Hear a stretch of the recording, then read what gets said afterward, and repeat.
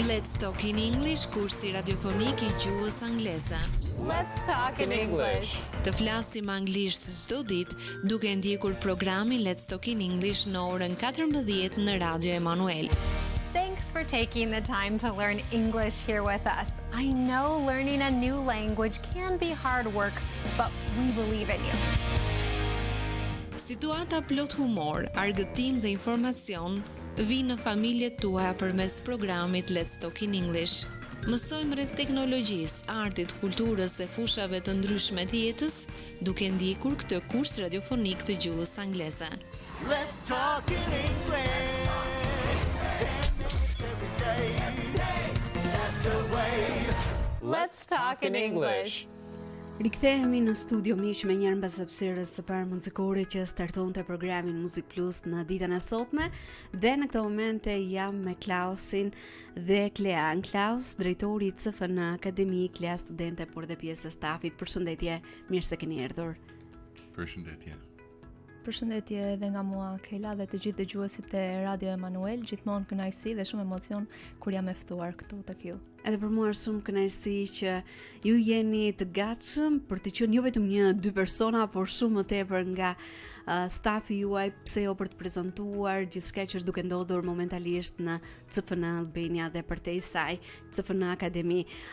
Klaus, duke qenë se ju jeni dhe drejtori I CFN Akademi, për gjithë ata që janë duke më ndjekur, mund të bësh një prezantim të përgjithshëm, qoftë edhe të vetes, edhe të viteve që ke duke shërbyer në Pogradec, dhe çfarë e bën CFN Akademi ndryshe ndoshta nga një shkollë tradicionale dhe çfarë përjetojnë studentët gjatë këtij formimi?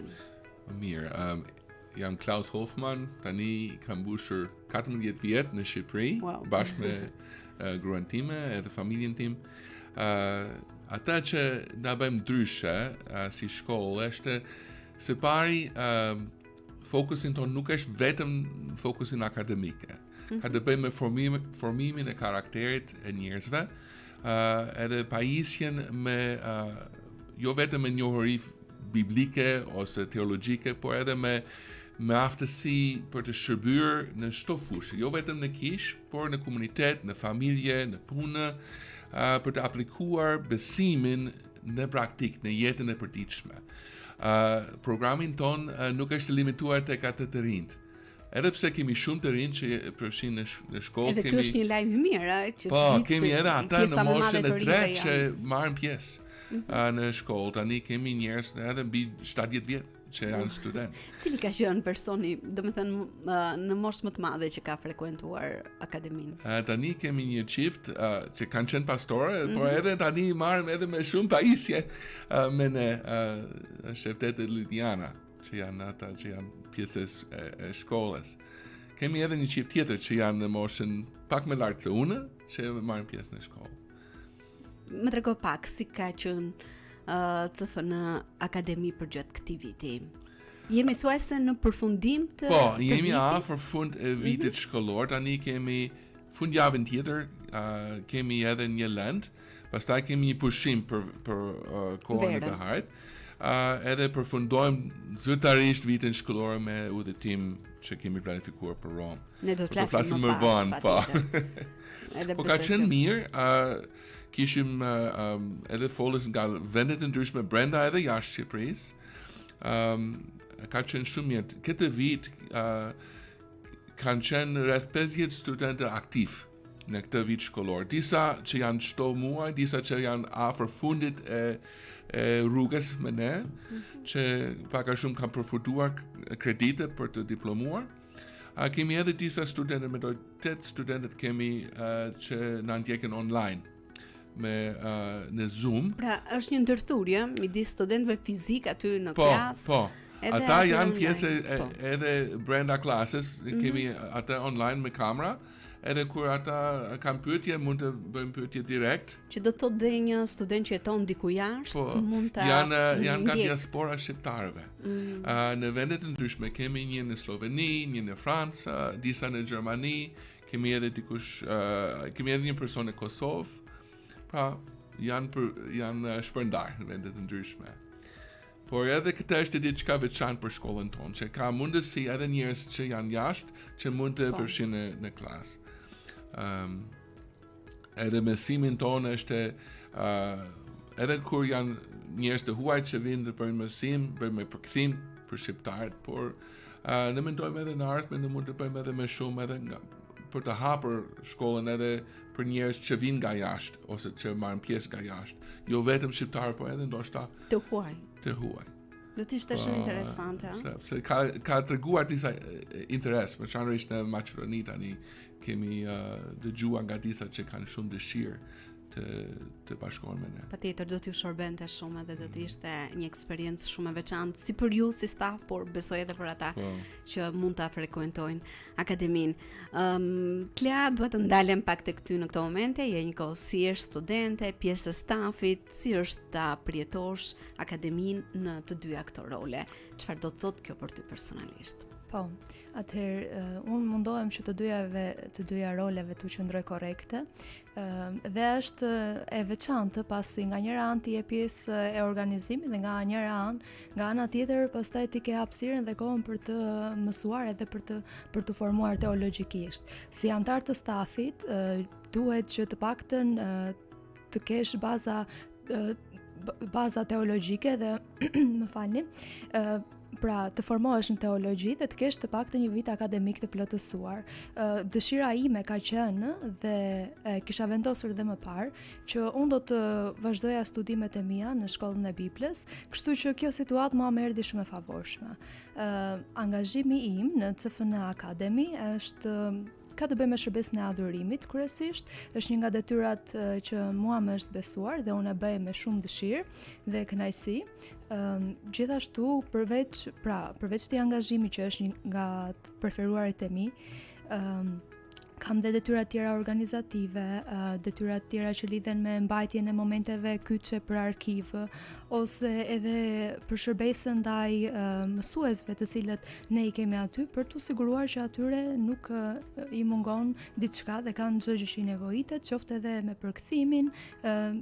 Pra këto janë disa nga përgjegjësitë e mia aty dhe të dyja këto role nuk i shikoj në fakt si të ndara, sepse nga njëra anë ti mund të mësosh dhe mund të shërbesh dhe të mësosh, dhe nga ana tjetër duke mësuar ti kupton më mirë se si ta bësh këtë shërbesë. Pra ndihmojnë patjetër njëra tjetrën edhe pse mund të duken jo të pakta ato angazhime që ti ke, sepse të tilla janë të shumta, përgjegjësitë vazhdojnë të rriten dhe nga ana tjetër është edhe shkolla e cila kërkon kohën, angazhimin e vet. Cila ka qenë e para? Besoj ka qenë një pjesë e stafit dhe më pas ka erdhur studimet edhe shkolla? Ideja ime edhe pa nisur punën ka qenë vazhdimi i studimeve teologjike.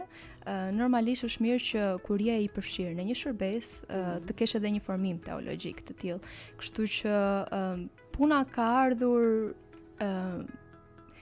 pas këtij mendimi, si të themi, por që prandaj e përmenda më herët që ka qenë një situatë shumë e favorshme për mua, sepse ishte 2-1 dhe si të thuash, më lehtësoi në atë zgjidhjen time që është njëra ose tjetra. E kuptoj.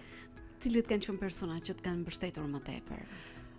Personat që më kanë mbështetur më tepër patjetër ka qenë imama, ka qenë pastori im, në të njëjtën kohë edhe shefi im, të cilët kanë qenë shtysa më e madhe, do të thoja, dhe mbështetje në këtë rrugëtim të formimit tim teologjik.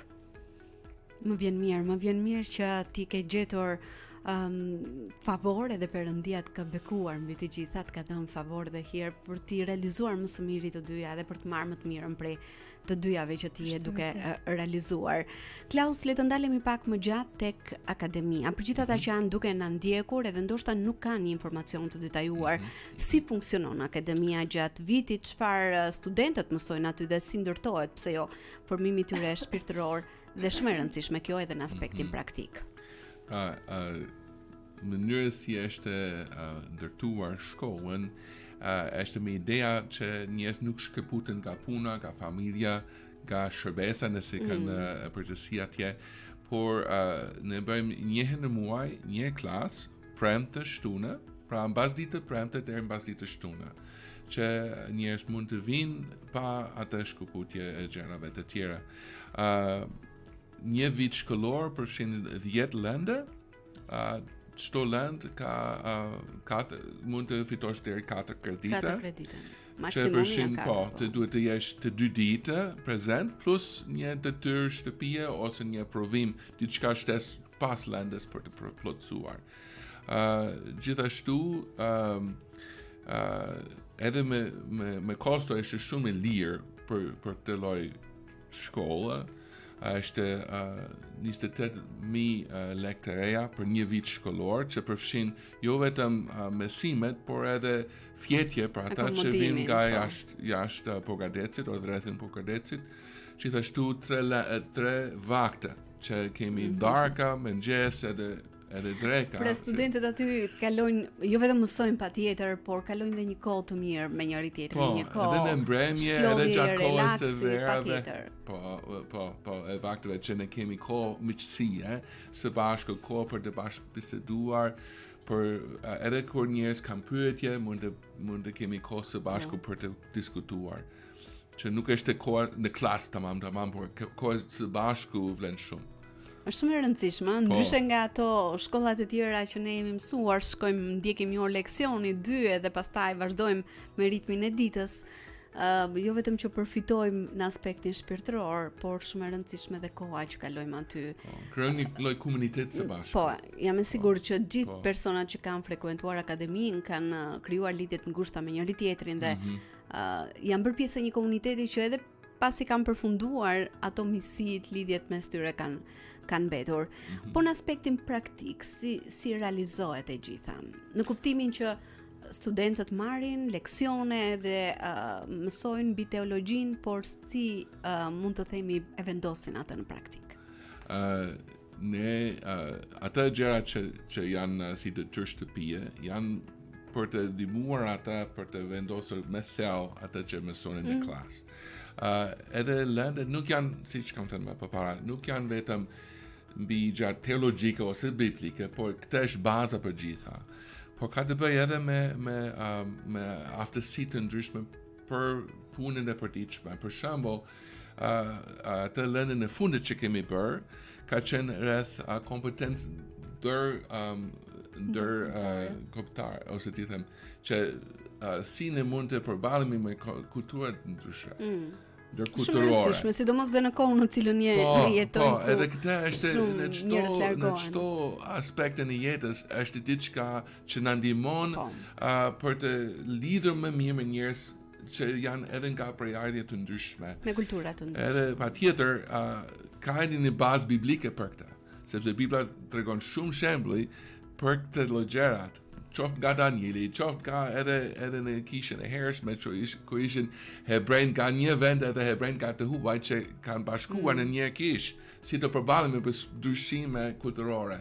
Këtë është diçka shumë e rëndësishme ditën e sotme. Veçanërisht kur jemi në një kulturë që është shumë fokusuar tek dallime, ndryshime mes tjera edhe konflikte, si në zgjedhim konflikte, si në rregullojmë gjërat, edhe të jemi një trupi i Krishtit së bashku. Shumë e rëndësishme kjo. Edhe mjaft aktuale mbi gjitha në kohën në cilën ne jetojmë. Klea e prezantove pak më parë, edhe unë e thash ti je pjesë e stafit, por gjithashtu dhe studente në CFN Akademi. Cila ka qenë gjëja më e bukur që ke mësuar apo ke përjetuar deri më tani përgjatë këtij rrugtimi të veçantë? Shiko, Kela, unë do të thoja që do njëherë teoria pa praktik nuk është dhe aq shumë efektive, kështu që unë kam mësuar duke përjetuar. Së pari, kam kuptuar që nëse ti lejon hapësirë Perëndis për të vepruar në jetën tënde, jeta jote mund të marrë një rrjedh ndryshe.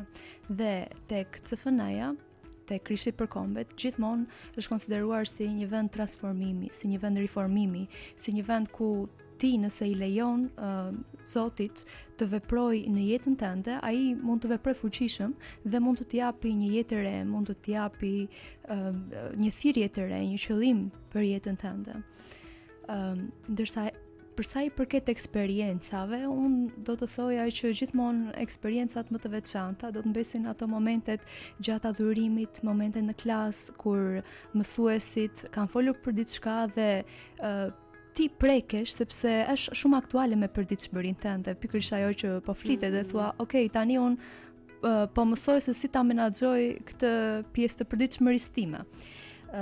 Por që normalisht koha e miqësisë, vaktet e ndara së bashku me njëri tjetrin, ato lojrat që ne kemi krijuar me njëri tjetrin dhe kemi krijuar lidhje shumë të forta me njëri tjetrin. Do të thoya aq sa kur mungon dikush, të gjithë e ndjejnë mungesën e tij në klasë dhe kjo ndjenjë komunitetit është shumë e bukur dhe të bën të ndihesh e vlerësuar dhe pjesë e një komuniteti. Edhe jam e sigurt që këto momente të rrisin gjithmonë edhe më tepër, edhe të bëjnë të ndihesh shumë mirë, sidomos në kohën në cilën e jetojmë ku shumë njerëz fokusohen tek ndoshta për fat keq ato miqësitë virtuale dhe lënë mënjan gjithçka që ndodh në realitet apo në komunitetin e tyre përreth. Do të kemi një shkëputje shumë të shkurtër muzikore për të rikthyer vetëm pas pak sërish me Klausin dhe Klean, edhe për të zbuluar më tepër detaje dhe mbi të gjitha për të ndalur tek një ndër planet më interesante të udhëtimit, sikurse është ai në Romë me studentët e CFN Akademi. Më tepër Klausi do t'i prezantoj të gjitha më njëherë mbasi të kemi ndjekur këngën Unë do të thur lavde nga Çimi Denisa.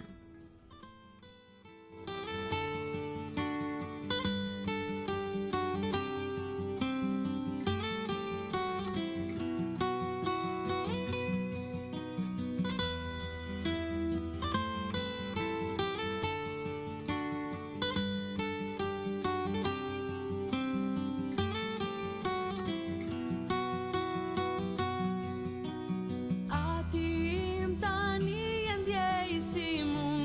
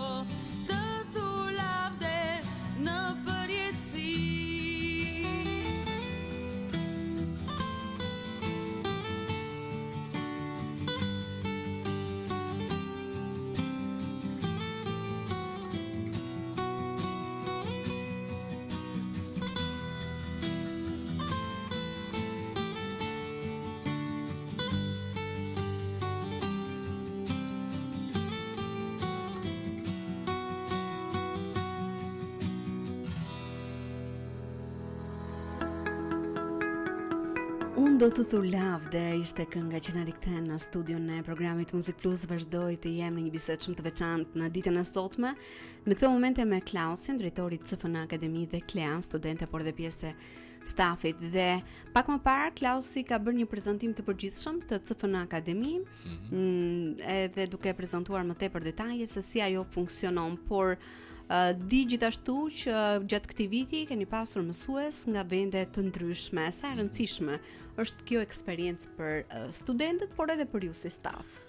Unë besoj që fakti që kemi njerëz që edhe nga brenda Shqipërisë edhe nga jashtë, na ndihmon që edhe studentët dëgjojmë nga njerëz me përgjigje të ndryshme, me perceptime të ndryshme, edhe me ata që ata mësojmë tregojnë një pamje më gjerë për gjërat, qoftë nga Bibla, qoftë edhe nga jetën e përditshme.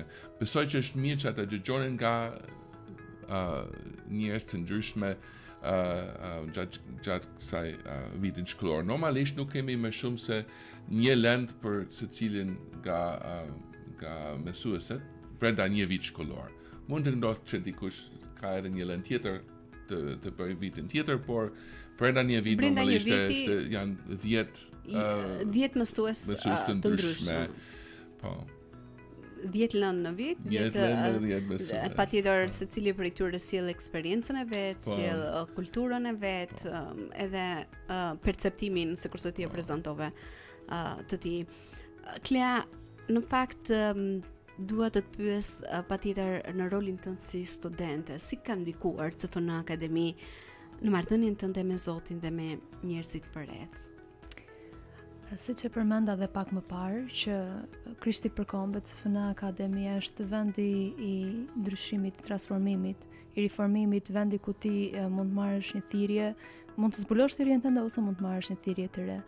Dhe do të thoja që kjo mua më është bërë e qartë, po edhe ajo çfarë ka ndikuar tek mua, do të thoja që ka qenë dhe mënyra e të menduarit dhe të vepruarit, kryesisht lidhur me shërbesin, dhe më ka ndihmuar që shërbesin time ta bëj në mënyrën e duhur. Dhe patjetër ka pasur korrigjim në mendim, në veprim. Sigurisht më ka ndihmuar në marrëdhëniet e mia me të tjerët, mënyra se si ne duhet të qasemi. Për shembull, ka qenë një lëndë që ne kemi bërë në fillim të vitit të parë, dhe ka qenë zgjidhja e konfliktit, menaxhimi i tyre. Kështu që është e pamundur që në jetën e përditshme ne të mos hasemi një herë me konflikt ose me një mosmarrveshje. Dhe mënyra e Krishter për ta zgjidhur këtë, ti e mëson aty në klasë dhe je i gatshëm që në një moment të dytë, kur ti të përballesh me një mosmarrveshje, me një debat, je i gatshëm ta zgjidhësh atë në një mënyrë të qartë, të duhur dhe sipas një mënyre të Krishter. Edhe për të mos qenë në fund edhe në konflikt me veten, sepse na ndodh që të kemi dhe këto konflikte. Je në vitin e dytë të studimeve, duke e përfunduar, sepse jemi thuajse në fund të këtij viti akademik. Cilat janë dëshirat e zemrës, ndoshta ato që ti synon dhe mendon për pas përfundimit të akademisë? Patjetër që do të jetë vazhdimi i shërbesës time në detyra ime në adhurim, përgjegjësia ime në adhurim. Edhe do të thoja që kjo më ka arritur, më ka ndihmuar, më ka dhënë një botë kuptim tjetër sa i përket adhurimit, sepse të paktën një herë në vit ne do të kemi një lënd rreth adhurimit, paktën për këto 2 vite kështu ka qenë. Dhe do të thoja që ndihmojnë, dhe patjetër synimi im ky është që unë të rritem në këtë shërbes, sepse të ardhmen time e shikoj të lidhur me shërbesën, duke i shërbyer Zotit. Dhe pse jo talentet zonti që ai na i ka dhënë, pse jo të mos i përdorim, të vendosim në përdorim ato ashtu siç ai na i ka dhënë, me të gjitha mundësitë që ne kemi, dhe patjetër të japim më të mirën tonë. Në fakt, gjatë viteve në akademi ju përjetoni eksperienca të ndryshme, planifikoni pse jo dhe udhëtime, me sa di ne do të flasim edhe për një udhëtim që në mos gaboj është realizuar vitin e kaluar në Turqi. 2024 ka qenë. Para 2 vitesh në Turqi, që ka qenë një eksperiencë shumë e veçantë për studentët, por edhe për gjithçka që ata kanë vizituar aty, por Një nga planet më interesante që ju keni është momentalisht udhëtimi në Rom. Çfarë përfaqëson ky udhëtim për studentët dhe çfarë prisni ju si staf që ata të përjetojnë aty me këtë vizitë? Ashtu si kemi bërë me udhëtim në Turqi, kemi bashkuar mësimin për shkolla me kemi qenë në vend për të shikuar fizikisht ata që për cilën ne mësojmë edhe në mbrëmje kur ne bëjmë mësim së bashku. Edhe në Rom ne bëjmë në njëjtën gjë, sepse unë do të mësoj për këtë land rreth letrën romakëve, veçanërisht fokusuar tek atë pjesën e parë nga kapitulli 1 deri 8, që përfshin gjitha teologjisë e palet pak a shumë, që ai ka dërguar këtë letrën të kishën në Rom për të prezantuar veten, sepse ai përpiqet për të erdhur për të bërë edhe mësim me ata. Me vonë ai erdhi, pra ai erdhi si burgosër, e në mënyrë ndryshe se sa ai kishte pritur.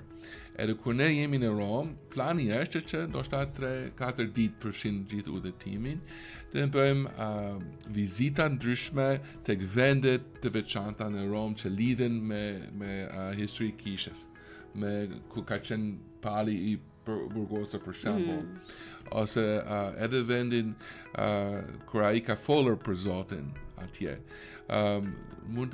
Unë kam menduar që edhe ne mund të bëjmë një vizitë të Vatikanit, sepse përfshin histori e krishterët. Roma është një vend e veçantë në histori krishtërimit. Prandaj është një vend ku ne mund të marrim shumë përshtypje që ne jemi prezent fizikisht, por ne lidhemi direkt edhe me fjalën e Zotit, çfarë ne mësojmë atje. Këtë pak a shumë do të jetë udhëtimin atje. Një experience veçantë, sepse nuk është vetëm në brenda një klasë duke marrë një mësim, por është mësimin, është edhe atë që ne shikojmë gjatë gjithë ditën. Kur mendoni ta realizoni si udhëtim? Ne shpresojmë të bëjmë në fund e shtatorit të vit. Dhe për gjithë ata që janë duke na ndjekur Klaus, cilat janë ndoshta planet edhe se si do të nis viti i ri akademik në tetor në mos gaboj? Po, në tetor fillojmë me vitin tjetër shkollor, do të jetë edhe një lënë veçantë nga pastorin tim në Amerikë, ai bashkë me grupin, edhe ata bëjmë lënën e parë për këtë vit shkollor që vjen. Pastaj kemi edhe planifikuar një muaj më pas diplomimin për ata që kanë plotësuar qoftë 1 ose 2 ose të gjithë programin e akademisë. Edhe të shikojmë nëse ne bëjmë edhe një udhëtim tjetër vitin tjetër. Por këtë detajet nuk janë akoma saktë. Po, patjetër. Kleam, për gjithë ata të rinj bashkëmoshatar të tu që janë duke na ndjekur në këtë momente, pse mendon se ja vlen të bëhen pjesë e kësaj akademie, cili do të ishte një mesazh i yti për gjithë dëgjuesit, por mbi të gjitha për bashkëmoshatarët? Për të gjithë ata që po na dëgjojnë, unë ju dërgoj një ftesë për tu regjistruar, sepse CFNA Akademi nuk është vetëm një program studimi, po është vendi ku ti mund të rritesh shpirtërisht, mund të rritesh personalisht, vendi ku ti mund të krijosh marrëdhënie me të tjerë. Dhe është mundësia jote për të zbuluar thirrjen tënde, për të forcuar në fjalë dhe të mësosh më e rëndësishmja se si ta përdorësh atë në praktik. Eja të ndërtosh miqësi të reja, të pajisësh me vlera që e ndihmojnë shërbesën tënde. Për të gjitha grup mosha, duke nisur që nga mosha 17 vjeç e lartë, janë të ftuar që të marrin informacion dhe të na kontaktojnë për të aplikuar. Dhe nëse kanë pyetje të shkruajnë tek adresa jone e emailit info@cfn.al ose mund të shikojnë website-in ton cfnvisalbania.org. Dhe aplikimet janë të hapura. Kushdo mund të marrë nga ne linkun për regjistrim.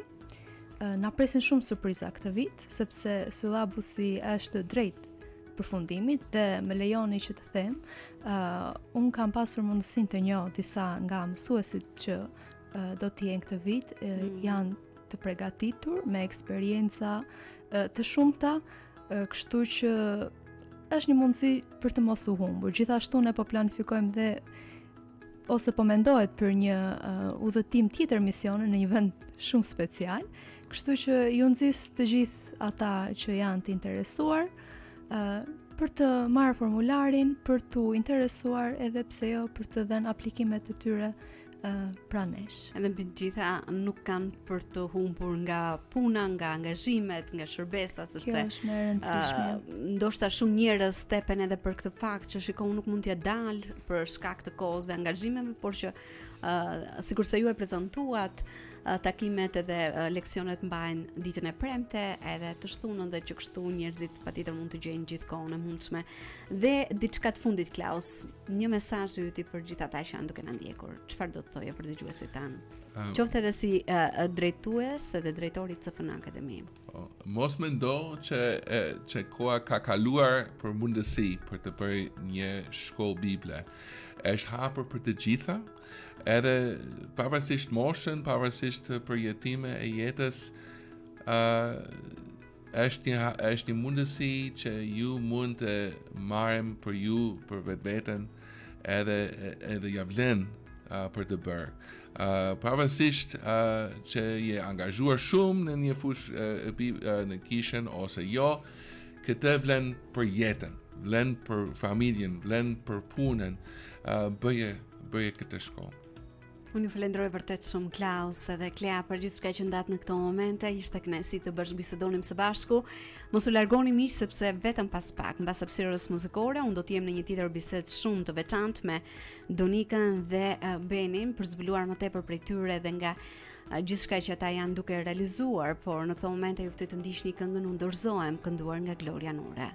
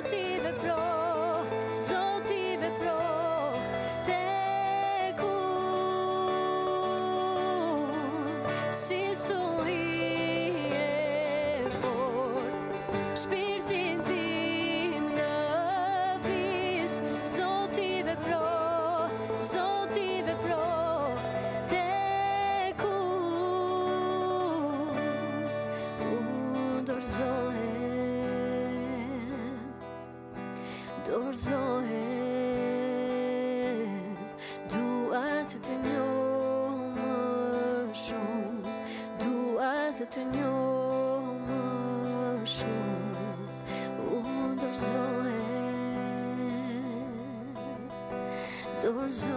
Dorëzohem është kënga që në rikthen në studio, ku në këto momente jam me Donikën dhe Benin, të cilët do të ndajnë më tepër nga vetja, nga shërbesat e tyre, nga puna e përditshme dhe nga studimet, sikurse Beni, student i vitit të tretë të CFN Akademi. Gjithashtu Donika, koordinatore e qendrës Krishti për Kombet. Mirë se keni ardhur. Përshëndetje. Është kënaqësi që të jemi përsëri këtu. Është një emocion më vete gjithmonë që ne jemi të ftuar. Edhe për mua është një kënaqësi mbi të gjitha të dëgjoj nga puna juaj e përditshme, nga kontakti me njerëzit, por edhe nga gjithçka që keni përjetuar gjatë kësaj periudhe. Prandaj pyetjen e parë në këtë moment e kam për Benin. Mirë se ke ardhur, je për herë të parë në studion ton. E prezantova më sipër, student i vitit të tretë në CFN Akademi. Ne do të flasim më gjatë për emocionet, për jetimet, se si CFN Akademi të ka ndihmuar, pse jo gjithmonë edhe më tepër në aspektin e besimit, por për gjithë dëgjuesit mund të prezantohesh më tepër si ka lindur, mund të them kështu, historia jote e besimit, kontakti jot i parë me Jezusin, cili ka qenë. Okej, si që përmenda, quhem Beni, jam nga qyteti Pogradecit dhe në fakt historia me besimin nisë diku nga mosha 5-6 vjeçare. Jam rritur nuk ish fëmijë.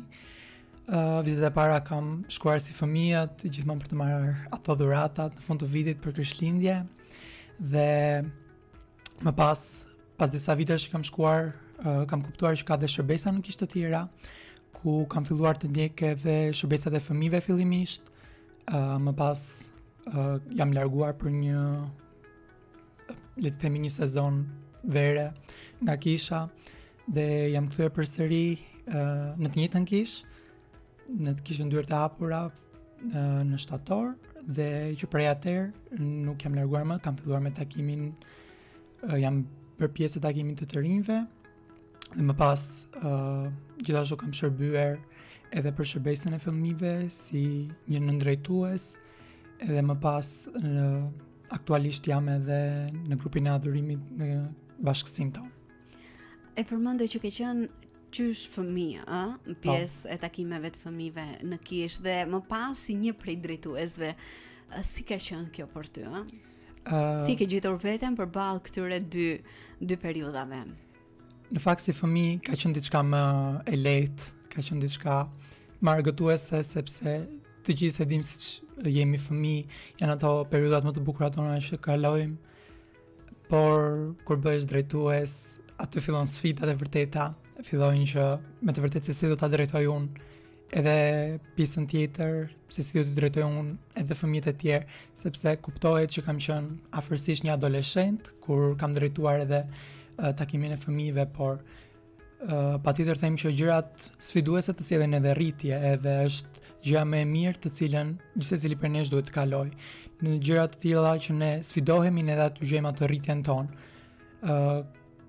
Fillimisht duke predikuar, duke drejtuar edhe në adhurimin gjithashtu me fëmijët, kanë qenë të gjitha një emocione shumë të bukura për mua, kanë qenë sfiduese, kanë qenë edhe emocione të cilat unë nuk do t'i harroj kurrë. Më vjen mirë edhe për gjithçka që ti je duke realizuar momentalisht. Donika, bashkë kemi takuar shumë vite më parë, gjithashtu edhe ti në atë kohë, nuk e di momentalisht, por një punë të vazhdueshme, me zemër, me shumë zell, me fëmijët të cilët frekuentonin takimet tuaja në zona të ndryshme të Pogradecit. Momentalisht koordinatore qendrës Krishti për Kombet, si është puna e përditshme e jotja me studentët, me të rinjt, por ndoshta edhe me fëmijët, nuk e di nëse qëndron drejt kjo pyetje. Po, vërtet është një punë e mrekullueshme të punosh, patjetër me sfida, por patjetër unë shërbej me fëmijët, shërbej me të rinjt, ju shërbej dhe studentëve, kur ata vijnë mirë në muaj. Puna jon fillon herët në mëngjes me lutje. Pra, ne nuk shërbejmë vetëm thjesht me gjëra praktike, por për studentët, për çdo shërbes, puna jon fillon me lutje dhe investim për gjitha sfidat që ata kanë, për ditë shpirtërore, por dhe kur ndajnë zemrat e tyre me ne dhe ne lutemi në mëngjes, sepse shërbesa jon fillon herët me shërbesën e lutjes, që për arsye të shkojmë në gjëra të tjera, në shërbesa, në punë praktike, puna jon fillon me lutje. Edhe kjo është që kur ne shikojmë frytet e lutjes, shikojmë edhe sa më e lehtë bëhet puna me Perëndin.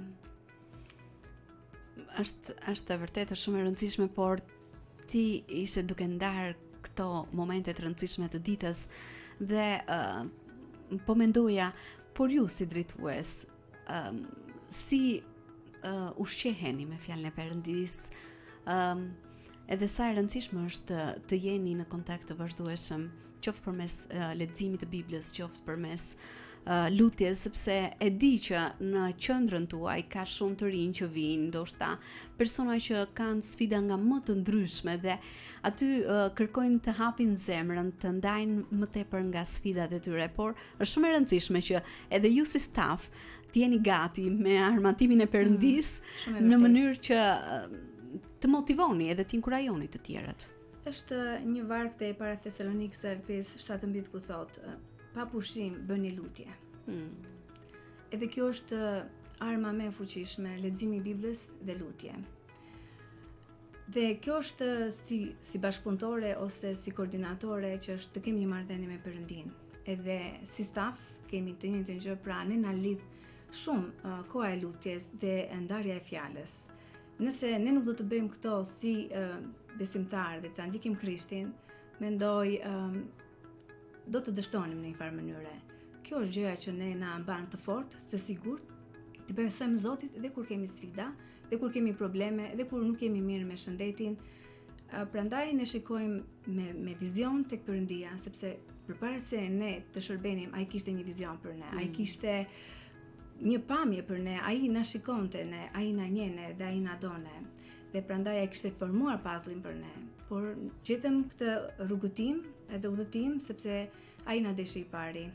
Edhe kjo na bën ne që ta duam Perëndin, edhe të kemi këtë marrëdhënie të fortë me të, nëpërmjet fjalës edhe të shtrënguarit, të besuarit me të, dhe ne do ta detyrojmë veten tonë që të lexojmë dhe të lutemi dhe të jemi sa më afër për të pasur një sukses në Zotin dhe për t'i dhënë lavdi atij. Edhe për gjithë ata që janë duke na ndjekur, ndoshta nuk e din, Klea, vajza jote. Kam një tjetër pyetje që nuk e kisha planifikuar, por që më vjen shumë spontanisht në këto momente, si është si prind për ty në rolin e një prindi, të shohësh vajzën të shërbej edhe të eci në atë që Perëndia e ka thirrur. Shumë faleminderit për këtë pyetje. Kela është një prind mendon shumë për fëmijët e tij, sidomos kur ti ecë me besim dhe këtë do që ta aplikosh në jetën e fëmijëve. Për shumë vite dhe lutesha, edhe jam kaq e lumtur dhe mund të them shumë e gëzuar që fëmijët e mi i besojnë Jezusit dhe duan atë edhe i ndjekin atë. Ne nuk duhet të imponojmë fëmijët ose të themi që do ta bësh me detyrim këtë gjë. Mua më ka mbetur të lutesha për ata, ti tregoja si kush është e vërteta dhe cili është besimi. Edhe kjo më ka sjellë gëzim në jetë për mua personalisht si nën, sepse shikoj vajzën time të shërbej Krishtit. Edhe nuk ka ndjekur diçka tjetër ëndrrën e saj, ndoshta për shkollën të punë diku tjetër, por ka vendosur në shërbim jetën e saj për të shërbyer Krishtit me gjithë energjinë e saj dhe me qenin e saj. Dhe kjo më gëzon. Është një pasqyrë, prindi është një pasqyrë, edhe mendoj që fëmia do të ndjeki, sido që të jetë fëmia do të ndjekë ty. Dhe kjo është shumë e rëndësishme. Beni prezantove pak më parë veten në një periudhë që është shumë e rëndësishme, sidomos për një fëmijë, por më pas edhe për një adoleshent i cili duhet të rifokusohet në atë gjë që vërtet ka për zemër për të bërë. Më trego pak se si erdhi vendimi për të ndjekur studimet në CFN Akademi dhe si ka ndryshuar jeta jote nga momenti që u bëre pjesë e akademisë. Fakt ka nisur, dëshira ka nisur që i vogël, bashkë me disa pjesëtarë të tjerë nga bashkësia jonë, me disa të rinj të tjerë. Ishte dëshira për pas studimeve universitare, të bënim edhe studime më të thella teologjike për të marrë akoma më shumë dhe zbuluar akoma më shumë se çfarë Perëndia ka përgatitur për gjithsecilin prej nesh. Dhe para 3 vitesh, pastori na ka lajmëruar që ne mund të bëhemi pjesë e CFN Akademi, ku një pjesë e të rinjve që ishim nga bashkësia jonë jam bërë pjesë, një pjesë e miqve më të mirë, jemi bërë pjesë e CFN Akademisë. Nuk mund të thoja se kemi patur, pak në personalisht për veten time, nuk them se kam patur një ndryshim drastik në jetën time, por ato ndryshimet e vogla duken dhe vihen re. Nga mënyra se si unë lexoja Biblën më parë dhe nga mënyra se si unë lexoj tani Biblën, është një ndryshim. Ky mund të quhet një ndryshim i madh. Drastik. Po, një ndryshim drastik, sepse në fillim mund ta lexoje thjesht ishte thjesht lexim, kurse tani është normal, po me tekst, por tani është ndryshe, tani ti e lexon për ta kuptuar atë dhe se çfarë Perëndia do të flasë akoma më shumë ty. Edhe CFN Akademi më ka dhënë nëpërmjet një lëndë që kemi zhvilluar, na ka dhënë drejtimin e duhur se si ne mund ta bëjmë edhe këtë studimin biblik, po nëse mund ta them kështu. Na ka dhënë bazat e duhura në të cilat ne mund të jemi si besimtar të krishterë dhe të jemi gati për të shërbyer akoma dhe më shumë Perëndisë. Më ka dhënë baza të tjera të cilat më kanë ndihmuar akoma më shumë dhe në jetën e përditshme, se si unë mund të jem në një karakter akoma më të perëndishëm dhe jo në një karakter si një pjesë e njerëzve të tjerë të cilët janë edhe në botë dhe nuk e kanë gjetur akoma Jezusin si shpëtimtar, por ajo që ka qenë më e madhe ka qenë njohuritë e thella të cilat më janë dhënë dhe këto njohuri nuk do të harrohen kurrë sepse një bazë e mirë do të jetë për ndërtimin e jetës. Shumë e vërtetë kjo. Ti je student i vitit të tretë në CFN Akademi, cili ka qenë ndoshta një moment i cili ka qenë i veçantë, por edhe sfidues për gjatë këtij rrugtimi në këto 3 vite. Një nga momentet më të veçanta në fakt ka qenë edhe udhëtimi në Turqi, ku ka qenë hera e parë që udhëtoj. Ndërsa momenti më i vështirë për mua, le ta themi, siç e njeh edhe një pjesë tjetër që janë edhe pjesë e akademisë, unë shërbej tek teknika, merrem me pjesën e Zoomit edhe me pjesën e teknikës. Edhe momenti më i vështirë ka qenë kur gjithçka ka ndaluar së funksionuar në minutat e fundit. Dhe probleme teknike po patjetër janë, dhe sidomos në minutat e fundit është një presion i papar ku ne nuk punon të asgjë dhe thjesht jam munduar dhe jam përpjekur që t'i fik gjithçka nga fillimi. Dhe mund ta kem bërë ndezin e tyre nga fillimi, kamerën për Zoomin. Gjithë ata që punojnë në pjesë teknike i din këto probleme, mikrofonat gjithashtu, dhe më duhet që ta nisja gjithçka nga zeroja dhe vendosja e fishave, dhe ka qenë një presion i papar sepse për brenda 5 minutash kam patur edhe një djalë tjetër i cili më ka ndihmuar me këto pjesë, por brenda 5 minutash kemi arritur në mënyrë të mrekullueshme në cilën ne kemi bërë. Patjetër, para se të fillonim të gjitha këto, edhe në presion që kemi qenë, e kemi çuar përpara Perëndisë në lutje. Edhe vërtet mendoj se dora e Perëndisë është dukur në mënyrë hynore në këto momente, sepse në gjëra dhe kur sidomos kur je në presion, një lutje e shkurtër të sjell zgjidhjen e problemeve gjigande. Shumë e rëndësishme, dhe ajo që Donika përmendi pak më parë, se sa e rëndësishme është lutja në jetën e gjithsecilit prej nesh. Në çdo ditë, në çdo moment, edhe sidomos në momente të tilla që ne jemi të prirur dhe nga natyra jonë njerëzore, ti lutemi Perëndisë, të kërkojmë praninë e Tij, të veprojë në jetën tonë, sidomos në momente të vështira, sfiduese dhe në momente presioni. Vetëm pas pak ne do të ndalemi së bashku tek një ndër udhëtimet më të veçanta, sikurse edhe Beni Eceku pak më parë, udhëtimin në Turqi, ku të dy keni qenë pjesë e këtij udhëtimi. Do të ndani më tepër nga gjithçka që keni përjetuar dhe keni realizuar për gjatë atyre ditëve, por në këtë moment e shkëputemi për të ndjekur një tjetër hapësirë muzikore, vjen kënga Shërbëtori Mbret nga Kishon Gjyllore Libonik Maliq.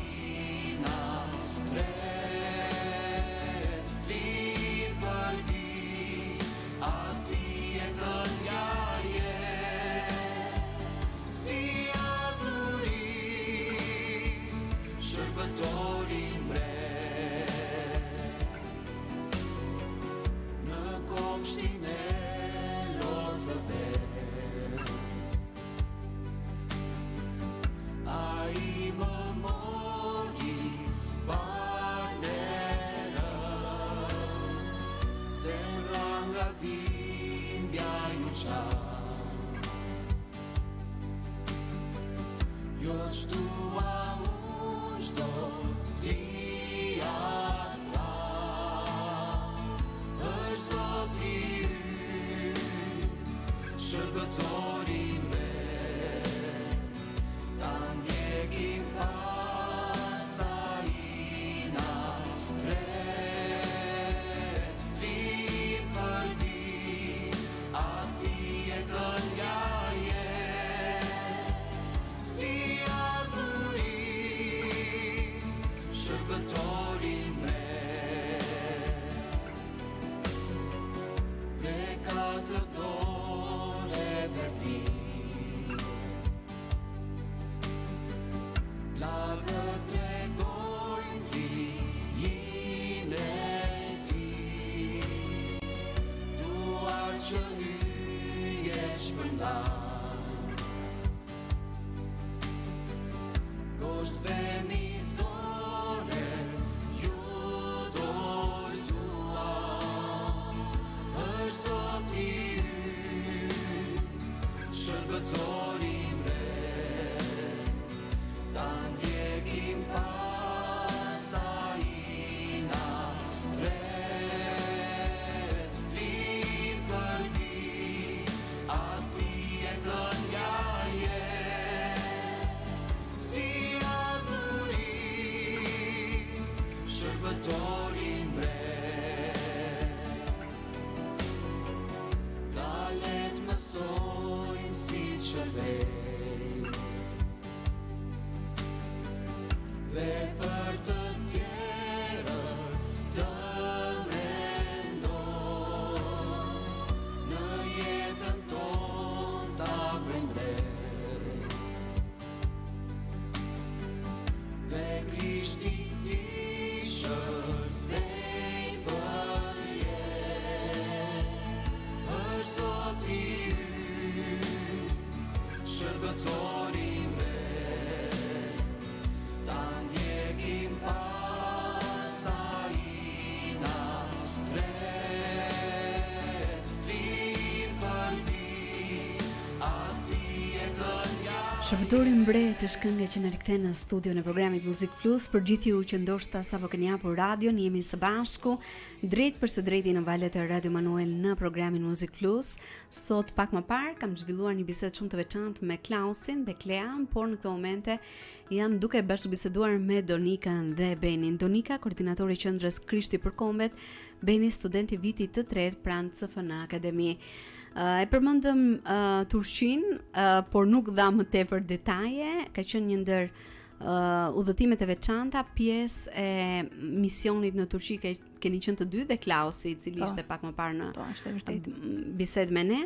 Çfarë të preku Donika më shumë gjatë këtij udhëtimi? Çfarë do të thotë për ty udhëtime të tilla? Se ndoshta njerëzit realizojnë udhëtime nga më të ndryshmet në jetën e tyre, por këto udhëtime janë ndryshe. Përse?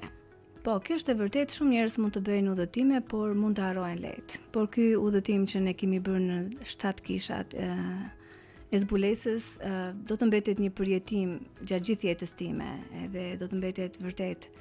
Edhe shpeshherë kujtoj dhe flasim mbi vizitën që ishim atje.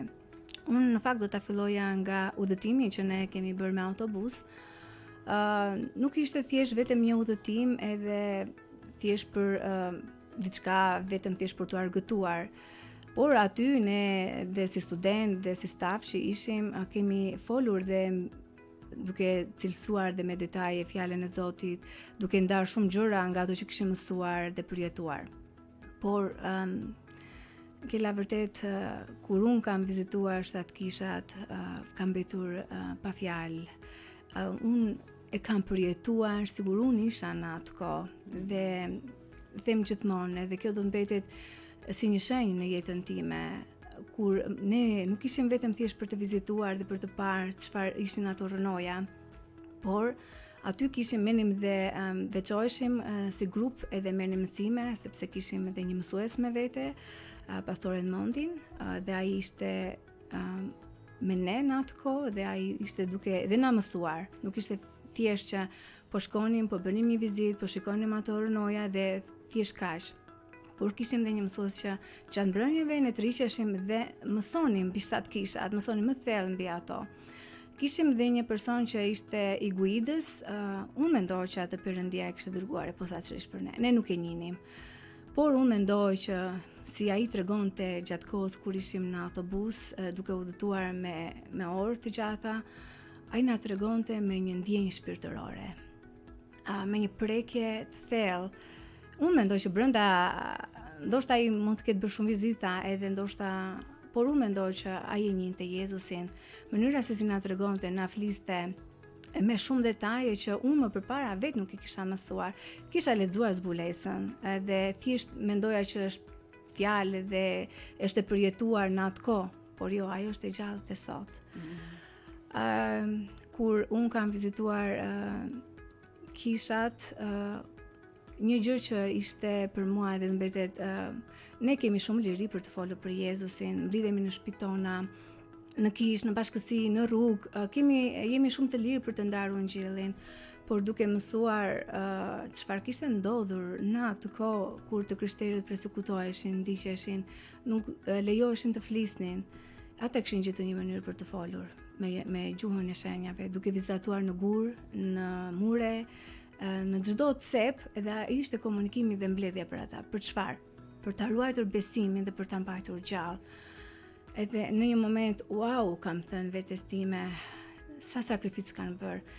Qofse ata do të flisnin, ato do të vriteshin, do të përjashtoheshin nga shoqëria, nga të gjitha të drejtat e tyre, edhe nuk ishin të drejtë për të blerë apo për të ngrënë. Imagjino sa vuajtje.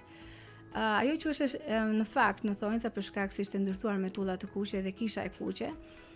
Edhe aty nën rënojat ishte një vend ku të krishterët kishin ndërtuar kishën dhe nuk lejoheshin më për predikuar, për të ndarur ungjillin ose për të mbledhur bashkë. Ata e kishin përdorur më vonë pastaj për të përsekutuar të gjithë besimtarët dhe të diqnin atje, edhe ata e kishin bërë në këtë formë. Ata kishin krijuar një dem, edhe ku futeshe besimtari brenda, dhe e ngjisnin lart edhe ajo kur diqeshe personi dilte tym dhe që ata të adhuronin këto mënyra të tjera edhe të ishin shko besimtarët nuk kanë fuqi, nuk kanë forcë, por e kishin ruajtur besimin. Vërtet Kila ishte një prekje shumë edhe një emocion shumë i rrallë që do të inkurajoja që të gjeni mundësinë për të vizituar, ose Bibla është e gjallë dhe vepruese. Vërtet është e gjallë edhe ende dhe sot, dhe do të inkurajoja shumë që këtë besim, të paktën besimtarët e krishterë ungjillor të vazhdojnë të ruajnë me fanatizëm besimin dhe të dashurit Krishtin.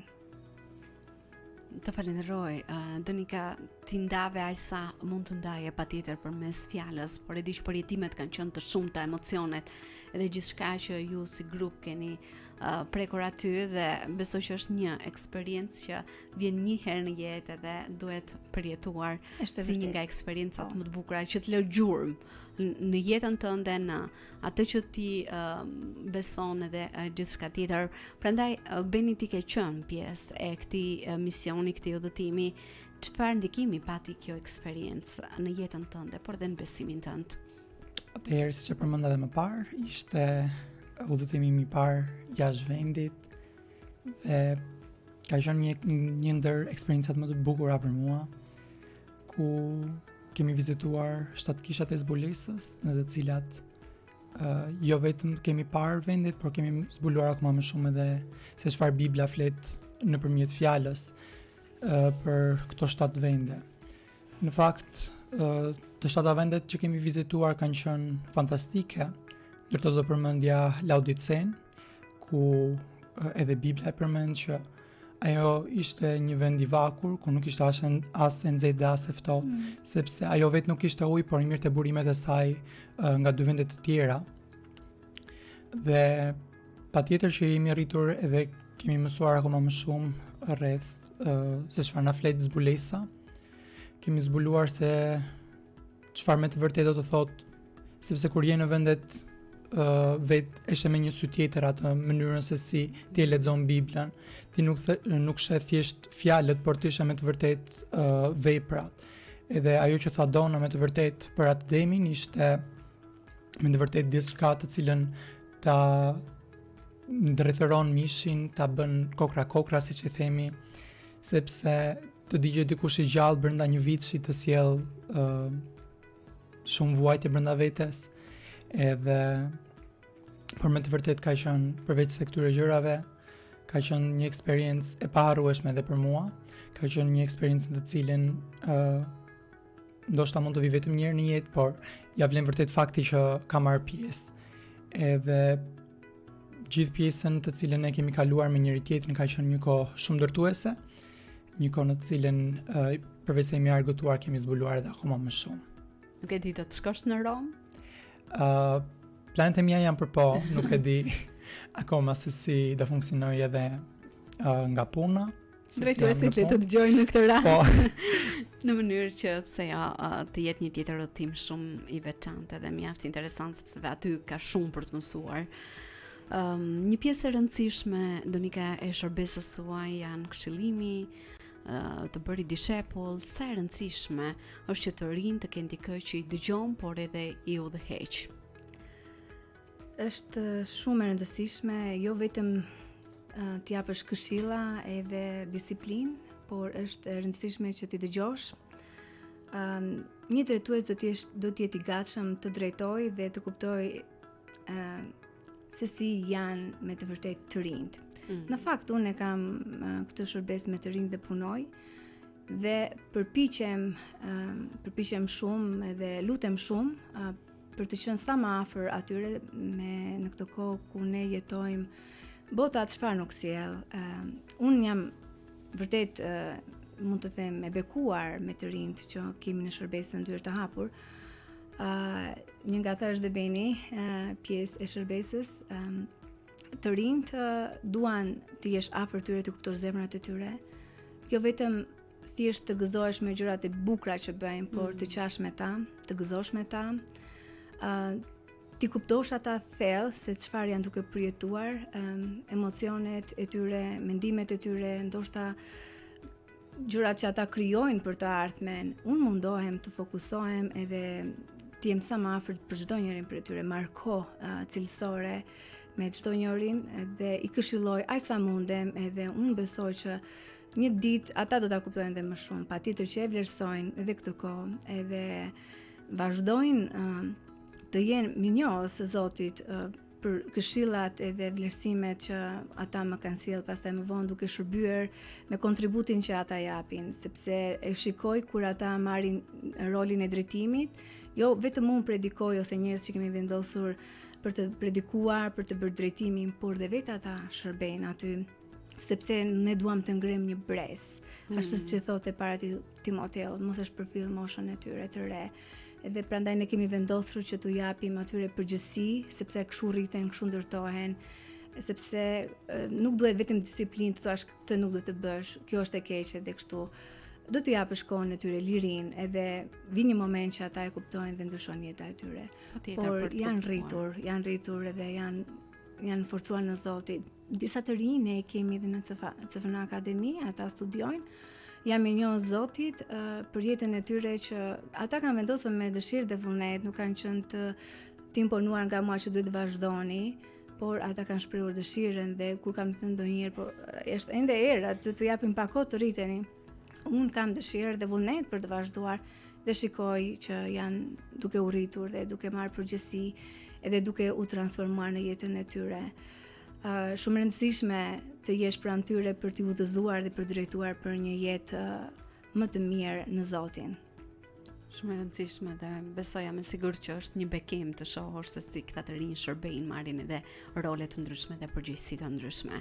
Po mbrim pak nga pak në fund të bisedës sonë në studio dhe thuajse në fund të minutazhit të programit për ditën e sotme, prandaj në mbyllje Beni, çfarë do t'i thoje një të riu që po na ndjek, që ndoshta mendon apo në këtë moment e thot pse jo, edhe unë mund të jem pjesë e CFN Akademi, cili do të ishte një mesazh i yti edhe nga eksperjenca jote përgjatë këtyre viteve për gjithë ata të rinj që ndoshta mund të kenë atë shkëndijën e parë që pse jo të mos jem edhe unë pjesë e akademisë, edhe ndoshta mund të jenë në dilemë për të marrë këtë vendim të rëndësishëm.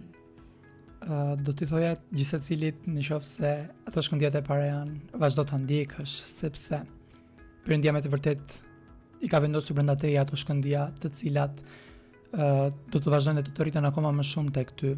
Edhe çdo të riu që është në dilemë, do i thoja që edhe pse do të duket si fillimisht diçka e re për ty, diçka e cila do të sfidoj, do t'ja vlej me të vërtet kur ti do ta kuptosh se çfarë është duke u bërë aty dhe se çfarë janë ato mësime, ato leksione dhe si do të zbatojnë ato në jetën tënde personale. Janë të gjitha të vlefshme për jetën tënde dhe të gjithë të rinjve të cilët janë edhe duke na ndjekur ju bëj dhe një ftesë për të ardhur, ndoshta për të ardhur vetëm një herë për të dëgjuar dhe më pas për të vendosur nëse është ajo dilema a do shkoj apo jo, por nëse do e përjetosh një herë do të kuptosh me të vërtetë që ai vend është i përgatitur nga Perëndia posaçërisht për ty, sepse edhe nga gjithë stafit të cilët janë do të gjesh një mbështetje fantastike. Do të jenë njerëz të cilët do të bësh biseda të cilat janë biseda ndërtuese për veten tënde dhe të cilat do të ndihmojnë shumë në jetë. Edhe diçka e fundit, cilat janë mendimet apo dëshirat e zemrës sënde mbas përfundimit të akademisë, sepse je në vit të tretë apo jo? Besoj se pas përfundimit të akademisë do jem thjesht në një fazë pushimi edhe në një fazë në të cilën do të vazhdoj, do të shërbej akoma më shumë në kish dhe ato njohuritë që kam marrë nga CFN Akademi do të vazhdoj edhe akoma më shumë të implikoj edhe në bashkësinë tonë. Edhe përmes shërbesave. Donika, dhe diçka të fundit për gjithë ata që janë duke na ndjekur, çfarë atmosfere përjetojnë studentët pranë CFN Akademi dhe çfarë bën këtë komunitet kaq të veçantë nga eksperienca jote përgjatë këtyre viteve, por edhe një mesazh të fundit për dëgjuesit tanë, cili do të ishte? Po, CFN Akademi është si një familje. Më kujtohet edhe kur kishim në shkollë me kohë të plot, kur studentët jetonin aty dhe ishim një familje. Përsëri në CFN Akademi, dhe pse është e premte dhe dita e shtunë, por jemi si një familje. Një familje e vogël ku ne ndajmë zemrat, lutemi, kalojmë kohë së bashku me ata dhe kërkojnë këshilla, kanë dhe pyetje rreth fjalës së Zotit. Është e manitshme dhe për këtë gjë inkurajohem shumë sepse duhet ta ruajmë me fanatizëm të mbledhur së bashku, jo thjesht vim dhe studiojmë, studimi shumë i rëndësishëm për të thelluar në fjalën e Zotit, por është një pjesë e rëndësishme, një balancë shumë e rëndësishme dhe koha së bashku, këshillat, meditim rreth asaj që ne kemi bërë, mësojmë apo përjetojmë, edhe sepse nuk është vetëm mësim, por është ajo koha e adhurimit. Edhe njerëzit ose studentët ndihen të lirë në atë pjesën e parë edhe të çlirohen nga gjithë ngarkesat e ditës, edhe aty është vërtet një qëndrim shumë i rëndësishëm njëri me tjetrin dhe hapja e zemrës, jo vetëm me Perëndin, por edhe me ne si staf kur kalojnë kohën e pushimit, kohët e kafes me ne dhe ata ndajnë. Unë edhe Klausi edhe Landi është një nga antarët e stafit, ne po e përshëndesim dhe ai edhe ne ulemi me studentët në tavolinë për të kaluar kohë si janë, si ndihen, si është jeta e tyre. Pra, një familje në Krishtin Jezus, kjo është një atmosferë vërtet e veçantë për të ndërtuar marrëdhënie me njëri tjetrin dhe kjo është për lavdi të Zotit, që njerëzit të ndërtohen, të thellohen më shumë dhe të shërbejnë Zotit, dhe ne këtë nxisim dhe inkurajojmë në bisedat tona të këshillimit, të qëndrojmë fort në Zotin. Unë falenderoj vërtet shumë të personalisht Benin, Lean, Klausin, të cilët ishit sot në studion e programit Muzik Plus. Shumë bekime në këtë mision të rëndësishëm që secili prej jush ka edhe është duke realizuar, sepse mbi gjitha jam e sigurt është një thirrje nga Perëndia për secilin prej jush. Jeni gjithmonë të mirëpritur, pse jo, për të prezantuar më tepër nga puna, nga shërbesat tuaja dhe gjithçka tjetër që realizoni, sepse e di që gjatë gjithë periudhës jeni shumë të ngarkuar, konferencat ju presin në të ardhmen, por ne do të flasim ndoshta në një moment tjetër, ndoshta muajin e ardhshëm për një ndër konferencat më të rëndësishme që ju do të realizoni në këtë periudhë. Ju falenderoj edhe një herë dhe ishte kënaqësi. Kënaqësi edhe për mua. Kështu miq, kemi mbritur në minutat e fundit programit Music Plus edhe në ditën e sotme. Ka qenë një bisedë e gjatë, por vërtet shumë inkurajuese. Jam e sigurt që këto fjalë zemre i keni përjetuar edhe ju që keni ndjekur programin Music Plus në ditën e sotme. Mos harroni, ky program vjen çdo ditë nga hëna në të premte në orën 11 dhe gjithashtu në ndiqni në orarin e ritransmetimit në orën 16. Unë ju përshëndes me këngën e fundit për sot. Ju ftoj të ndiqni një këngë shumë të bukur falendëruese kundrejt Perëndis. Vjen Faleminderit Zot, kënduar nga Çimi dhe Nisa. Ju përshëndes dhe ju uroj të kaloni një ditë sa më të bukur në vazhdim. Bashkë ridëgjojmë në puntatën e ardhshme.